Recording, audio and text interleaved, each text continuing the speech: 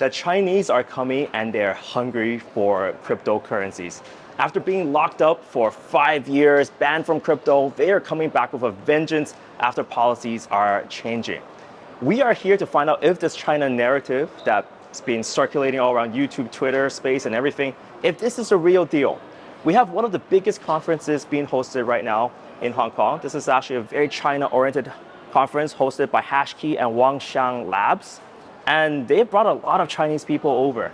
They're all coming here to see what is happening with the regulation changes in Hong Kong. And they're here to see what's happening in the West. Because, yeah, China's been shut up for a while. And I actually have not been inside the conference yet. So we're going to see for the first time if this narrative of China coming in, buying up all the crypto, is that even real? Let's go inside and find out. All right, so far so good. We have a lot of people. Got a media pass for this event, which is great. And yeah, just it's crowded here. Let me try to get in. All right, guys. And we are in. Wow, it's actually not bad. It's actually quite a lot of people here. It's the OKX booth right at the front. And this is what I've been telling you guys, right? Exchanges, they need to fight for dominance in Hong Kong, because Hong Kong is going to issue out licenses for crypto exchanges possibly at the end of this year. And people are speculating that there's going to be at least 10 of them being issued, and these exchanges are going to fight for it, which is going to be super, super interesting. Wow, we got some old faces returning. Filecoin, that was super hot in China before. All right, guys, we are here with Zorro. He's making a YouTube channel. Yeah. Well, nice to meet you. Yeah, nice to meet you too. Nice to meet you. So, okay, so where are you from? Where do you come from?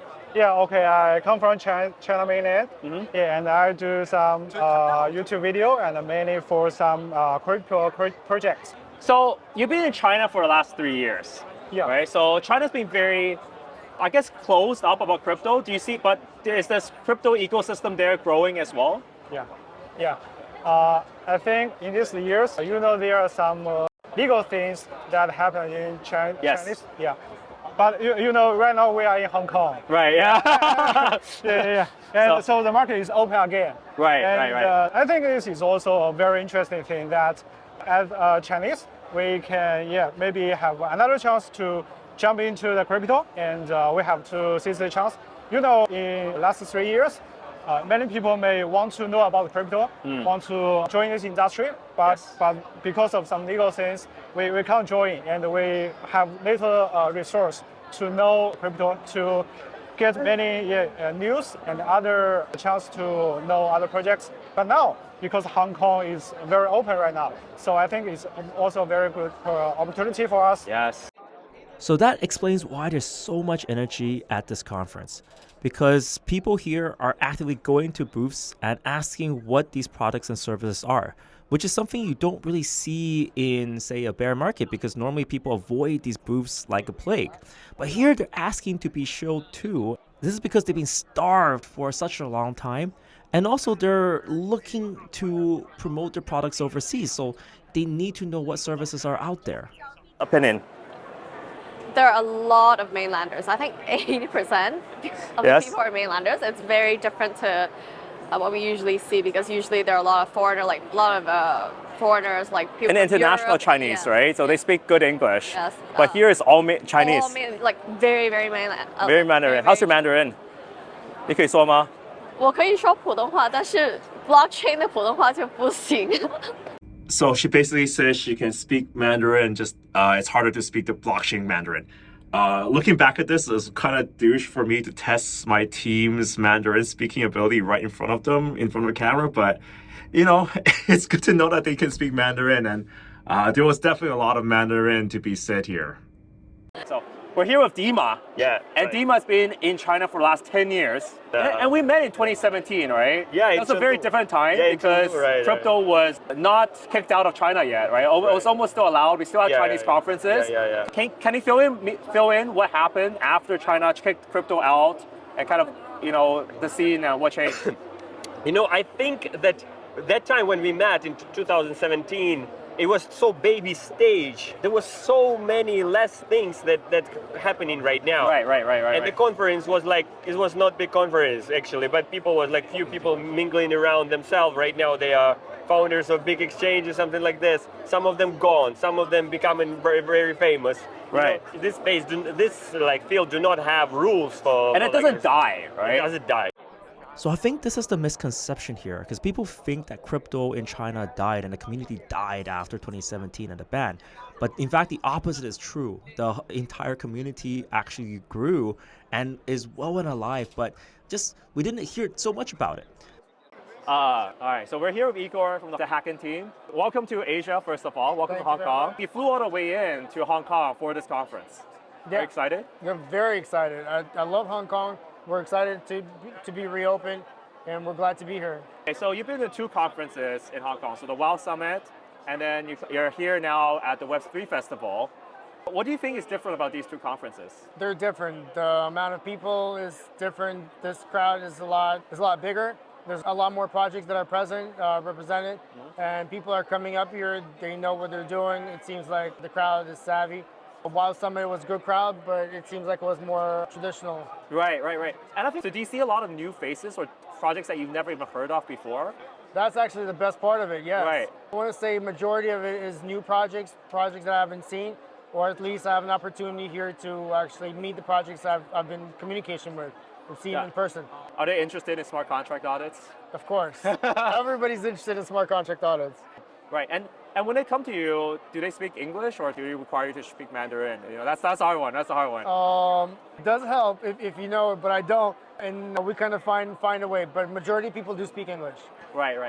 And then I guess you're entering the space, and I think one thing I was quite amazed by. Okay, I would dox you a little bit. So this booth was quite expensive, right, to come here, set everything up.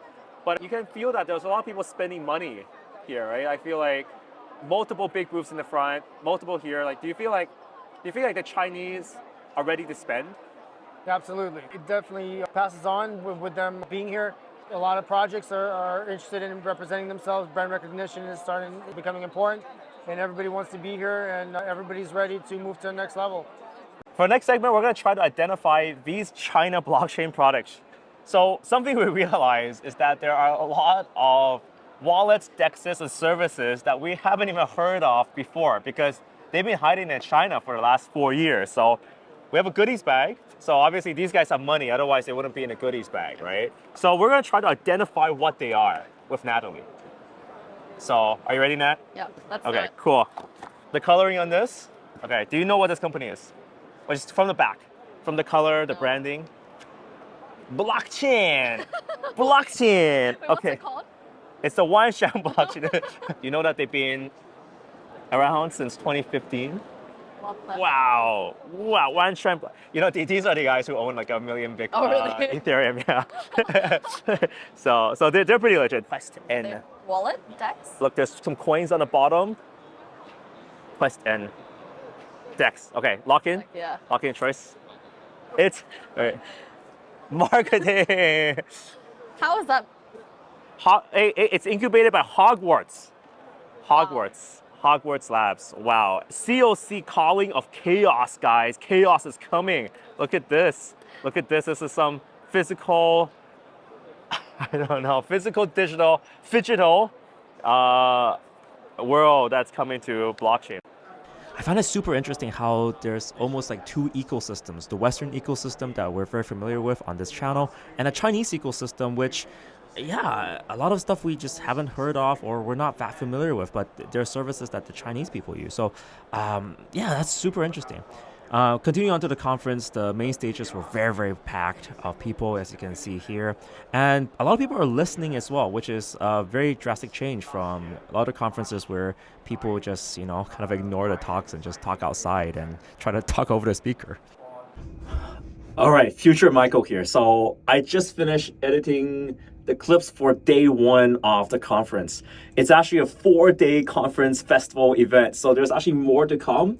And I'll be very happy to answer a lot of questions that you have about the Chinese bulls returning, or any questions you have for certain projects here. So if you guys are interested or into some questions, leave them down in the comment section below, and I'll try to get them as much as possible. It's also one of the reasons why I'm trying to do a same-day edit, so to give you guys some insight and an opportunity to interact and respond. So if you guys appreciate this, I'll definitely appreciate a like down below, because it does take a little bit of effort to make sure everything's done very quickly here.